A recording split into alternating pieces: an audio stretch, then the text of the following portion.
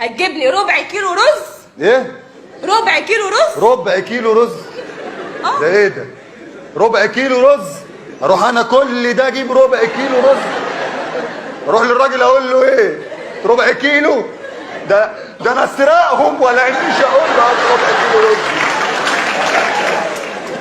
اخطفهم وهو مش واخد باله ولا انيش هات ربع كيلو رز دي يقول عليا ايه؟ ابقى حرام احسن من ان انا ابقى اقول ربع كيلو رز دي. يا غبي الرز بيرمي لما بيستوي. الله هو في شر؟ تقول اي حاجه ولا ايه؟ مالكش دعوه. وهتجيب لي ربع كيلو عدس. وده بيكبر برضه وبينفش لما بيستوي. ما تقولي كلام. هتروح لبتاع الفراخ تقول له عايز ورك فرخه.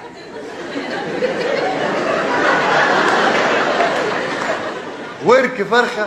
اه. طب ذنبها ايه الفرخه اللي هتتذبح عشان ورك؟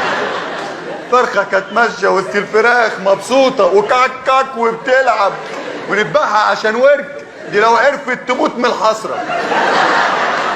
يا ماشيه تموت من حسرتها على الورك. اللي ان نذبحها ناخد كل حاجه، انما ورك بس. انا عايزه ورك. انت عايزه ربع رز وربع عدس وورك فرخه؟ اه. انت هتتغدي لوحدك النهارده ولا